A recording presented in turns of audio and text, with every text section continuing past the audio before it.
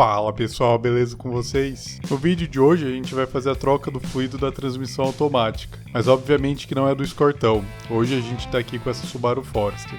Então sem mais demoras, bora lá!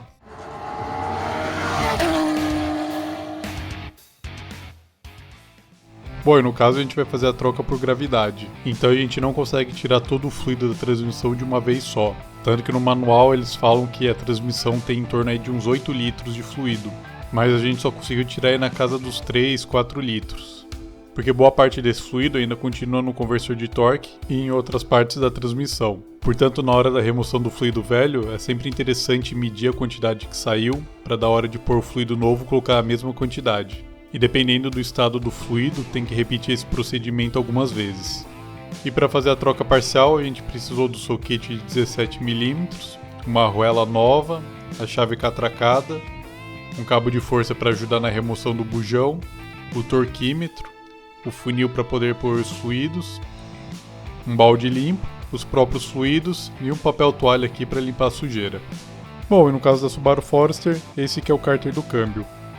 Ele fica localizado bem atrás do diferencial dianteiro. E como a gente já falou, para soltar o bujão a gente vai precisar de um soquete de 17 mm. A gente só precisou quebrar o torque inicial e depois ir desparafusando aos poucos, tomando cuidado para não deixar o bujão e a arruela cair dentro do balde.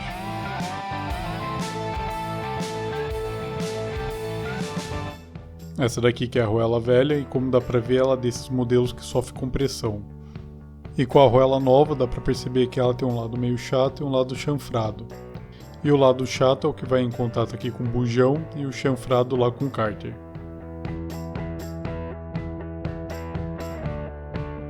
Depois de já ter drenado o fluido, só foi questão de dar uma limpadinha e colocar o parafuso de volta no lugar.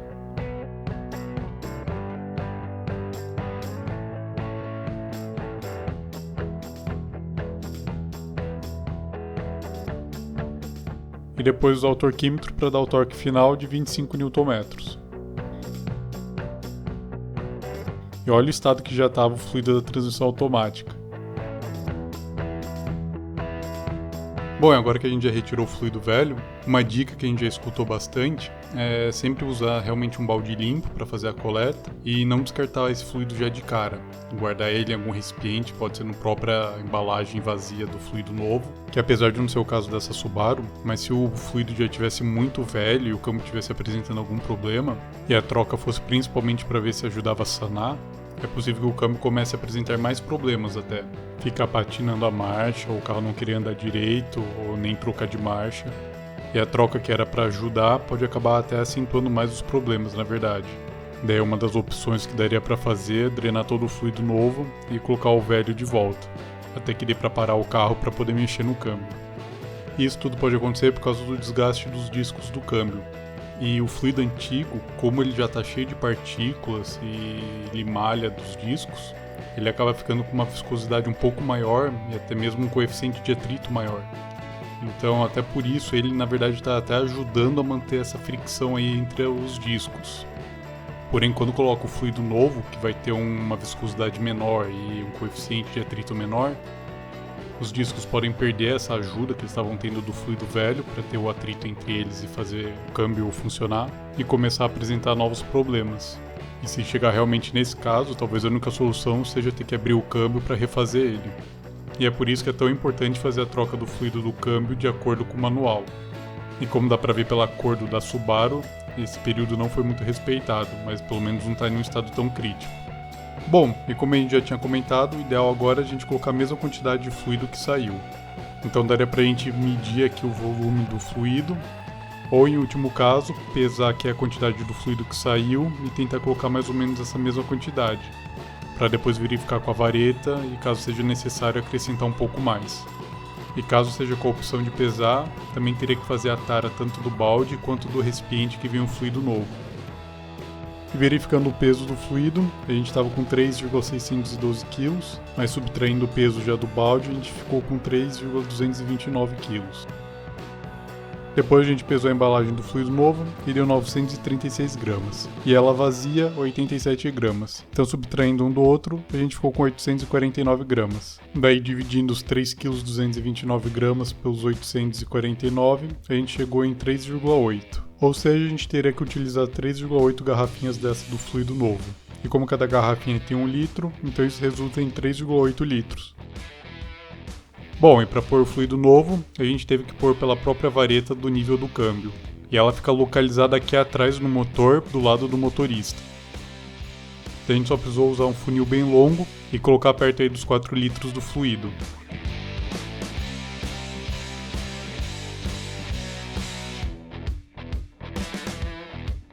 Depois a gente nivelou o carro no chão, deu a partida no motor e com a alavanca do câmbio a gente passou por todas as marchas.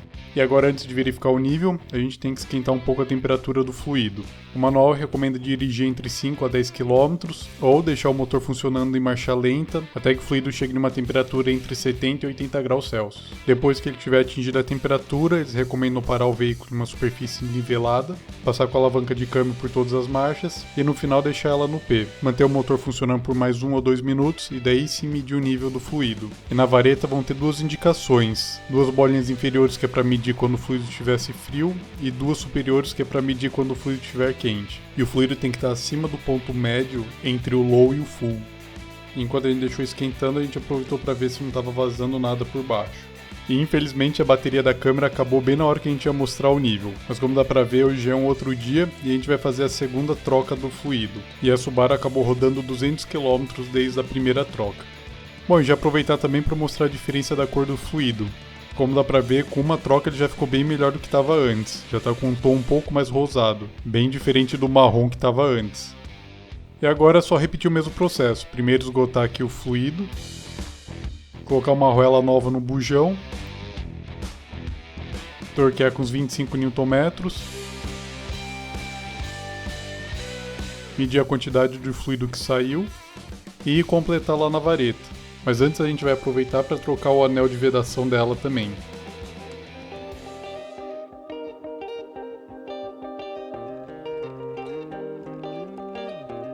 Daí só foi questão de colocar o fluido novo e repetir mais uma vez o processo de aumentar a temperatura do fluido, depois passar por todas as marchas e ir lá medir na vareta. Eu não sei se vai dar pra ver pela câmera, mas o nível acabou ficando abaixo do ideal. Agora é só questão de completar para ficar acima da metade. Como deu pra ver, ele já ficou também com uma cor bem mais rosada do que antes, mas a gente ainda quer fazer mais uma troca pelo menos. Bom, mas por hoje a gente já vai parar por aqui mesmo. Então, como sempre, deixa aquele like para ajudar a gente. Quem quiser se inscreve aí no canal para poder acompanhar nossos vídeos e o projeto do Escortão. Segue a gente lá no Instagram também e a gente se vê aí na próxima. Falou!